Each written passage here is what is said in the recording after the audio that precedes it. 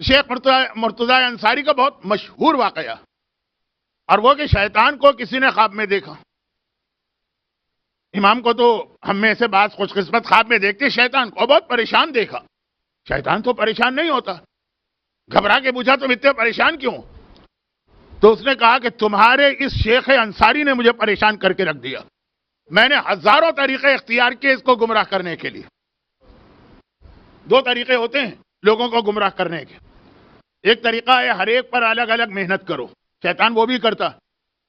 اور ایک طریقہ یہ ہے کہ جو لیڈر ہے اس کو گمراہ کر دو تو جتنے اس کے ماننے والے ہیں وہ خود بخود گمراہ ہو جائیں گے جب لیڈر گمراہ ہو گیا.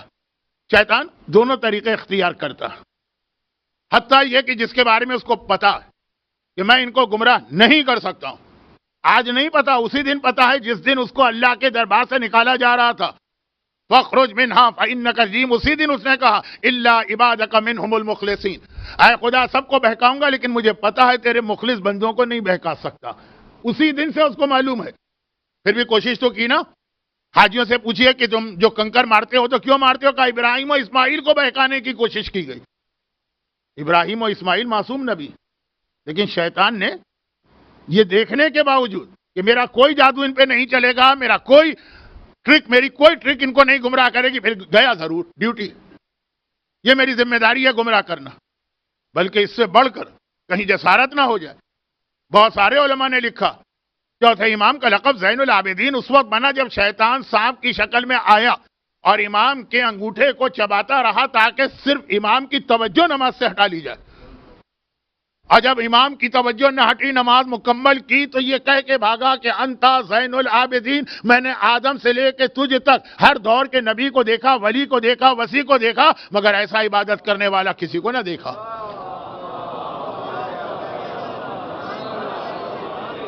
مجمع کنفیوز تھا کہ یہ صلوات پڑھنے کا موقع ہے کہ نہیں. آدھے پڑھ رہے تھے، آدھے سوچ رہے تھے پڑھیں کہ نہ پڑھیں.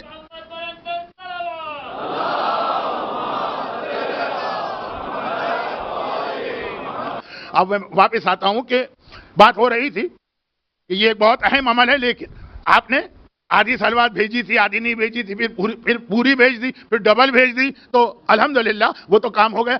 جب میں نے یہ جملہ کہا کہ شیطان چوتھے امام کی عبادت کو دیکھ کے یہ کہہ کر کہ میں تو گواہ ہوں، آنکھوں دیکھا، خالی سنی سنائی بات نہیں ہے، آدم سے لے کے تم تک میں نے ہر نبی کو، ہر وصی کو، ہر ولی کو، ہر امام کو دیکھا، ایسا عبادت گزار نہ دیکھا. شیطان کا جملہ لیکن یہ بتا رہا ہے کہ شیطان چوتھے امام کے پاس بھی گیا اور اپنی حد تک کوشش کی کہ چوتھے امام کو نعوذ باللہ گمراہ تو کر نہیں سکتا، کم از کم عبادت کے ذرا سے ثواب کو کم کرے.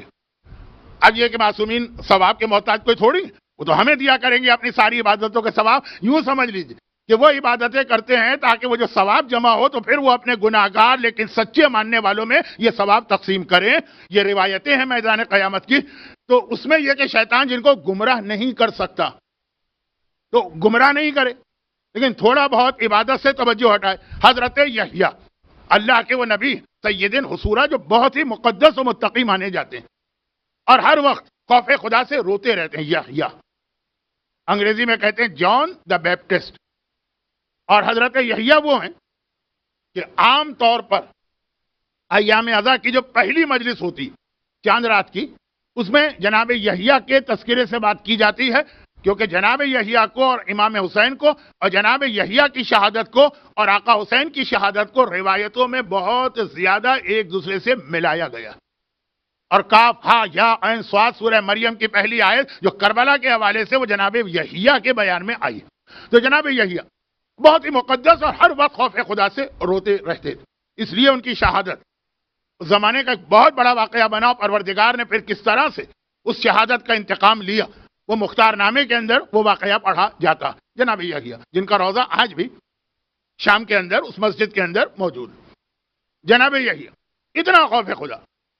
ایک بار ان کی ملاقات حضرت عیسیٰ سے ہوئی. اچھا حضرت عیسیٰ تو وہ تھے، یہ جملہ جو میں کہہ رہا ہوں یہ غیر متعلق نہیں ہے، میرے موضوع میں کل یا پرسوں بہت اہم بنے گا کہ حضرت یحییٰ وہ تھے جو جناب عیسیٰ کی ولادت سے پہلے سے ان کی خبر دیتے آ رہے تھے کہ قوم والوں، امت والوں، تیار ہو جاؤ، اللہ کا وہ نبی آنے والا ہے۔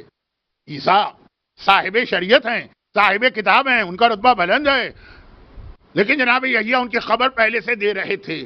دونوں کی ملاقات ہوئی، جناب یحییٰ نے عیسیٰ کو دیکھ کے ایک اعتراض کیا۔ یہ اعتراض کوئی حرام گناہ کے حوالے سے نہیں ہوتے ہیں، زندگی کے حوالے سے کہ اے حضرت عیسیٰ، آپ ہر وقت اتنا ہنستے رہتے ہیں، ہنسی مذاق، لوگوں سے باتیں بالکل نارمل انداز میں، کہ آپ کو دیکھ کے لگتا ہے کہ اللہ نے جہنم پیدا ہی نہیں کی، کوئی ہے ہی نہیں خوف۔ اور عیسیٰ نے جواب دیا کہ یحییٰ اور آپ ہر وقت اتنا روتے رہتے ہیں خوف خدا سے کہ لگتا ہے کہ خدا نے جنت ہی پیدا نہیں کی ہے، بس عذاب ہی عذاب اور جہنم ہی جہنم ہے۔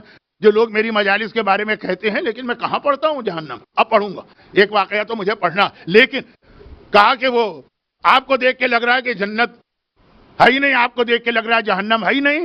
یہ پہلے زمانے کے انبیاء کے لیے اللہ نے اجازت دی تھی، لیکن پیغمبر کی شریعت میں آ گیا دونوں کو ساتھ جمع کرو، جنت کی امید بھی رکھو، جہنم سے ڈرو بھی، ڈرنے کے وقت رو بھی اور ہنسنے کے وقت ہنسو بھی۔ یہ دعا ابتدا کا پہلا جملہ ہے کہ اے خدا، تو عذاب کے وقت سب سے سخت عذاب دینے والا ہے، رحمت کے وقت سب سے زیادہ رحمت۔ اب میں موضوع سے ہٹ رہا ہوں۔ تو جناب یحییٰ، شیطان سے ایک بار ان کی ملاقات ہو گئی۔ شیطان انبیاء کے پاس بہت آتا جاتا، اتنا اتنا اتنا کہ میرا ایک پورا عشرہ ہے، اور جو میں یہاں کے بعد ایک جگہ دوبارہ ریپیٹ کرنے والا ہوں۔ لوگوں نے کہا کہ مولانا بہت پرانا ہے، اس کو دہرائیے۔ میرا ایک پورا عشرہ شیطان کا انٹرویو، اور وہ انٹرویو لینے والے کون ہیں؟ مختلف نبی۔ کبھی جناب یحییٰ نے شیطان سے کچھ سوالات کیے، کبھی جناب نوح نے کچھ سوالات کیے، کبھی جناب ابراہیم نے کچھ سوالات کیے۔ سب سے زیادہ یہ آ گیا پھر میرا موضوع پلٹ کے، سب سے زیادہ سوالات رسول خدا نے کیے تھے کہ تو میری امت کو کیسے بہکائے گا۔ کہ یحییٰ نے شیطان کو دیکھا اور کہا، شیطان، میں 24 گھنٹے مصلی پہ بیٹھتا ہوں اور ہر وقت خوف خدا اور عبادت سوائے ضروری کاموں کے ہٹتا ہی نہیں ہوں۔ سیدن حصورہ، انتہا عبادت گزار، خوف خدا سے رونے والے، کیا میرا کوئی عمل کبھی تجھے پسند آتا ہے؟ فارمولہ یاد رکھی، آپ کا جو عمل شیطان کو پسند آئے گا، اس کا مطلب یہ کہ وہ اللہ کو ناپسند ہے، اور جو عمل اللہ کو پسند ہے سمجھ لیجیے کہ وہ شیطان کو ناپسند ہے۔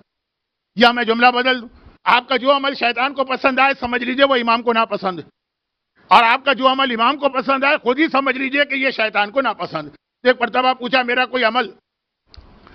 کہا کہ ہاں، جب آپ پیٹ بھر کے کھانا کھاتے ہیں، ویسے تو آپ کوئی حرام کام نہیں کرتے، ویسے تو آپ کوئی گناہ کا کام نہیں کرتے، لیکن کم از کم یہ ایک حلال کام ہے، لیکن بعض حلال کام بھی ایسے ہوتے ہیں جو اب میں تفصیل میں نہیں جا رہا ہوں۔ تو کہا کہ پیٹ بھر کے کھانا کھاتے ہیں۔ کہا میرے اس عمل سے تو کیوں خوش ہوتا ہے؟ کہ جب آپ پیٹ بھر کے کھانا کھاتے ہیں تو عبادت میں ذرا سستی آ جاتی ہے۔ یہ اب جو ہے میں آپ کو عبادت سے تو نہیں روک سکتا، یہ میری طاقت میں نہیں ہے، ٹرائی کرتا ہوں، طاقت میں نہیں ہے، لیکن جو 100 والی عبادت تھی وہ اگر آپ 90 والی کر لیں، جو 10% کم ہو جائے، میرا کام ہو گیا، میں اپنے مشن میں کامیاب ہو گیا۔ جناب یحییٰ نے قسم کھائی کہ آج کے بعد میں آدھے پیٹ سے زیادہ کبھی کھانا ہی نہیں کھاؤں گا، اور شیطان نے بھی قسم کھائی۔ وہ شیطان تو اپنی قسمیں توڑتا ہے نا، لیکن قسم کھائی کہ آج کے بعد میں کسی نبی کو سچی بات نہیں بتاؤں گا۔ تو خیر، یہ بہت دلچسپ واقعہ ہے، اور ایسے کئی واقعات ہمارے پاس ہیں۔ تو یہ جو شیطان ہے، جو انبیاء، اوصیاء، ائمہ، جن کے بارے میں اس کو جانے سے پہلے ہی پتا ہے کہ میں منہ کی کھا کے آؤں گا، کنکر کھا کے آؤں گا، لیکن جاؤں گا ضرور کیونکہ یہ میرا مشن ہے، میری یہ ڈیوٹی ہے، کیا ہمیں اور آپ کو چھوڑ دے گا؟ تو اب شیطان سے محفوظ کیا ہم ہیں؟ یہ ہم نے یقینی بات بنا لی۔ اگر ایسا ہی ہوتا تو ہمارا ہر عمل اعوذ باللہ سے شروع نہ ہوتا، تو جو انبیاء اور ائمہ کے پاس جاتا۔